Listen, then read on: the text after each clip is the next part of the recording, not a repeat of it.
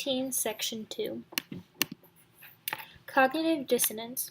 Buyer's remorse, the worry and doubt sometimes felt after a purchase.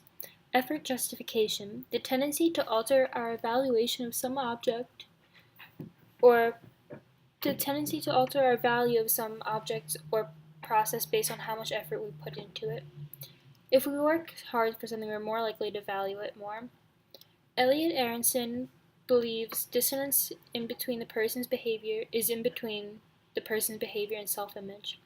Self-handicapping.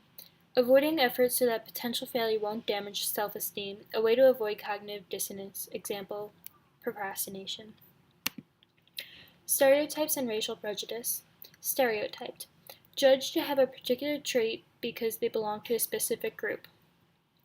Social prejudice. An unfavorable stereotype about a large group of people. Discrimination. Treating a person unfairly solely because he or she is part of some group. Racial discrimination can be seen in the use of the death penalty in prisons. African American men are more likely to be sentenced to death than a white man for the same crime. Social stereotypes. The implicit association test is an assessment of reaction times used to detect associations between particular words or images. Most people respond faster when the same key indicates good and European faces. When the good key is associated with African American faces, it tends to take then when the good key is associated with African American faces, Stereotype threat. Stereotype threat. A phenomenon occurring when exposure to a derogatory stereotype about a particular group causes group members to perform worse. For example, girls can't do math. Conformity and nonconformity.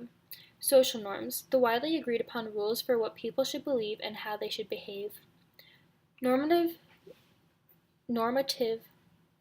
social influence, the pressure to behave and believe like the rest of your community.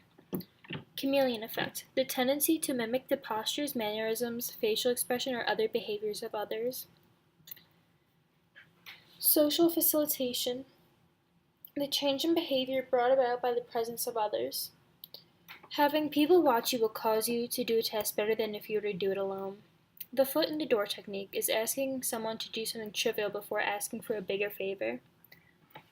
The door in the face technique, making a very large request before asking for something much more reasonable. The end.